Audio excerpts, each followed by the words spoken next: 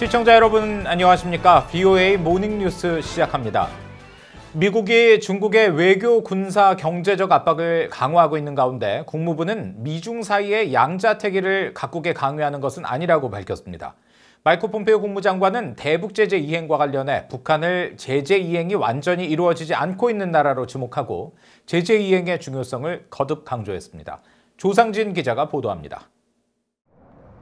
미국 국무부는 최근 미중 관계 악화 속에서 한국이 어느 편에 설지 선택을 강요받고 있다는 일각의 주장에 대해 미국의 입장을 설명했습니다. 국무부 대변인실 관계자는 1일 VOA에 미국은 우리와 중국 중 어느 한쪽을 택할 것을 국가들에게 요구하지 않는다고 밝히면서 중국을 그동안 지칭하던 차이나 대신 이례적으로 공식 국호인 중화인민공화국 PRC로 지칭했습니다. 최근 도널드 트럼프 대통령은 주요 7개국 G7 정상회의에 한국의 합류를 희망했고 마이크 폼페이오 국무장관도 중국의 군사 위협에 대응할 동맹 파트너로 한국을 언급했습니다. 중국 정부도 주한미군이 경북 성주군 사드 기진의 노후 미사일을 교체하자 사드 배치에 반대한다며 불만을 드러내면서 한국 정부가 미중 갈등 속에 선택을 강요받고 있다는 지적이 일각에서 제기됐습니다. 국무부는 또 최근 한국 정부가 추진 중인 남북교류협력법 개정안에 북한이 한국에서 수익 사업을 할 수 있도록 하는 규정이 포함된 데 대해서는 우리는 모든 유엔 회원국들이 유엔 안보리 결의에 따른 의무를 준수하고 유엔 제재를 완전히 이행하고 집행할 것을 촉구한다는 뜻을 거듭 강조했습니다. 남북교류협력법 개정안은 한국과 북한이 서로 상대방 지역이나 제3국에서 공동 투자하고 사업 수행 결과 발생하는 이윤을 투자 비율이나 계약 조건에 따라 분배받을 수 있도록 했습니다. 한국통일부는 개정안이 유엔 안보리 결의에 위배될 수 있다는 지적에 대해 국제사회의 대북 제재를 포함해 해결해야 할 과제가 많다며 갑자기 남북관계 속도를 높이는 것은 아니라고 설명했습니다. 이런 가운데 국무부는 마이크 폼페이오 국무장관이 최근 워싱턴 민간 연구단체인 미국 기업연구소와의 인터뷰에서 대북 제재 이행과 관련해 북한을 제재 이행이 완전히 이루어지지 않고 있는 나라로 지목하고 제재 이행의 중요성을 거듭 강조했다고 1일 공개했습니다. 폼페이오 장관은 제재가 효과적이긴 했지만 그동안 북한이나 베네수엘라, 이란에 대해 제재가 완전히 이행되지 못했다고 말하고 미국이 어떻게 합리적으로 제재를 집행하고 달성할 수 있을지에 대해 좋은 결정을 내려야 한다고 강조했습니다. VOA 뉴스 조상진입니다. 신종 코로나 바이러스 감염증 사태로 주춤했던 북한 관련 미국 법원 사건들이 다시 재개되는 움직임을 보이고 있습니다.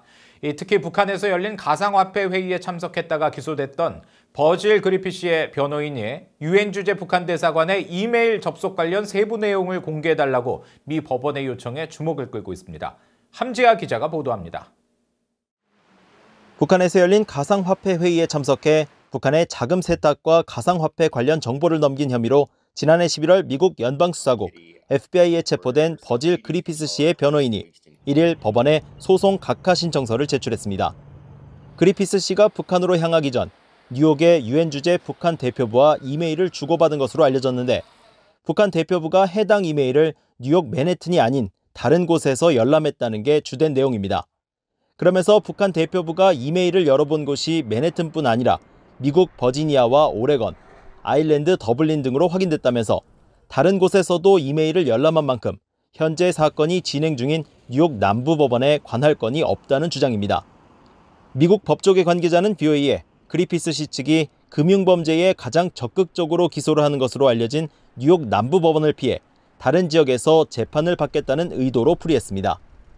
이처럼 최근 신종 코로나 바이러스로 폐쇄되거나 제한적으로 운영됐던 법원들과 로펌 등이 일부 운영을 재개하면서 법원에 계류됐던 북한 관련 형사사건과 민사소송들도 속속 재개될 움직임을 보이고 있습니다. 지난달 8일에는 오토 원벼의 부모가 북한 관련 자금 2,379만 달러를 보관 중이던 미국의 웰스파고와 JP모건 체이스, 뉴욕 멜론은행 등에 대한 보호명령 요청서를 제출해 승인받았습니다. 앞서 원비어 씨 변호인 측이 지난 2월 이들 은행들로부터 자금 공개 동의를 받았지만 이를 이행하는 데 필요한 보호명령은 약 3개월간 미뤄졌습니다. 또 지난 28일 북한 조선무역은행 관계자 33명이 대거 연방 대배심에 기소된 사건 역시 실제 기소는 지난 2월이었지만 공개는 약 4개월 만에 이뤄지기도 했습니다. 검사 출신 미국 변호사는 이런 사례로 볼 때 북한 관련 사건들이 다시 활기를 띠는 것을 보여준다며 미국 정부의 의지를 읽을 수 있는 대목이라고 평가했습니다. 해외에서 일어나는 범죄도 이것이 미국의 금융 시스템을 이용을 해서 법을 위반하게 되면 체포 가능성 여부를 떠나서 미국 정부가 이들을 처벌하겠다는 강력한 의지를 보인 것으로 해석하면 될 것 같습니다. 또 1960년대 북한에 억류됐다 풀려난 미 해군 정보함 푸에블로호 승조원들이 북한 정권을 상대로 제기한 민사소송의 최종 판결과 북한 해커들을 상대로 미국 기업 마이크로소프트가 제기한 소송도 신종 코로나 바이러스 여파로 재판이 미뤄져 왔지만 구체적 배상금 액수와 관련 조사가 사실상 마무리된 만큼 조만간 결론이 날 것으로 관측되고 있습니다.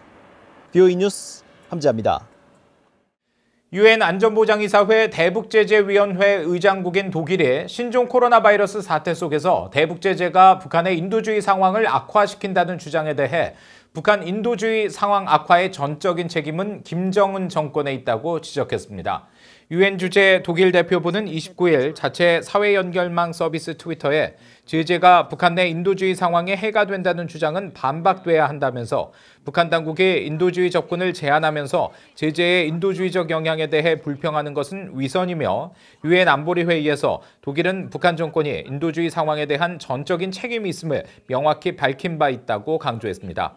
이는 앞서 유엔 주재 러시아 대표부가 지난 29일 안보리 화상회의 직후 트위터에 올린 글에 대한 논평으로 러시아 대표부는 국제사회의 대북 제재와 일부 국가의 독자 제재가 북한 주민들의 집단적 징벌 수단으로 작용하고 있다며 북한 내 식량과 의약품 공급 부족 사태를 거론하고 대북 제재를 비롯한 국제사회 제재를 해제할 것을 촉구한 바 있습니다.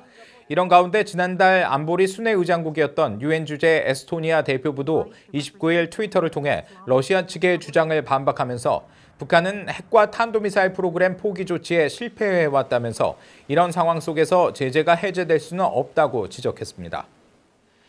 미국 재무부는 북한 등 제재 대상 지역에 사는 민간인들에 대한 인도적 지원을 계속 지지하고 있으며 대북 인도 지원 단체들과도 지속적으로 협력하고 있다고 밝혔습니다. 미 재무부 대변인은 1일 기금 모금 사이트 고펀드미가 한인 단체인 미주 참여 포럼에 신종 코로나 관련 대북 지원 모금을 관련 법규에 따라 불허한 것과 관련한 VOA의 질문에 재무부 산하 해외 자산 통제실은 미국의 제재가 인도적 지원의 전달과 이전을 방해하지 않도록 하기 위해 폭넓은 제재 면제와 허가를 유지하고 있다고 설명했습니다.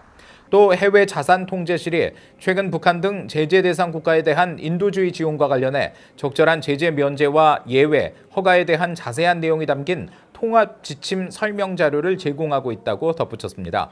그러면서 해외 자산 통제실의 제재 면제나 허가를 받지 않은 거래의 경우에도 북한 지역사회에 인도적 지원에 관심 있는 비정부 기구나 자선단체의 특정 면허 신청에 지속적으로 협력하고 있다고 강조했습니다.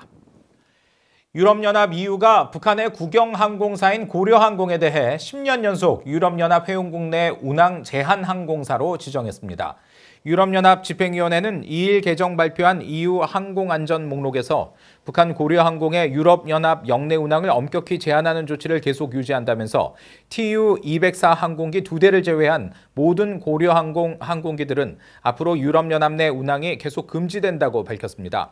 앞서 북한 고려항공은 안전기준 미충족 등의 이유로 2006년 유럽연합의 전면 운항 금지 항공사 명단에 올랐다가 러시아로부터 TU-204 항공기 2대를 도입한 이후 2010년 제한적으로 유럽연합 내 운항 가능 허가를 받았습니다. 그러나 유럽연합은 2016년 5월 발표한 독자 대북 제재를 통해 북한이 운용하는 항공기가 유럽연합 상공을 비행하거나 착륙 또는 이륙하지 못하도록 금지함으로써 사실상 북한 항공기의 유럽연합 운항은 전면 금지돼 있습니다. 이상으로 VOA 모닝뉴스를 마칩니다. 시청해주신 여러분 고맙습니다.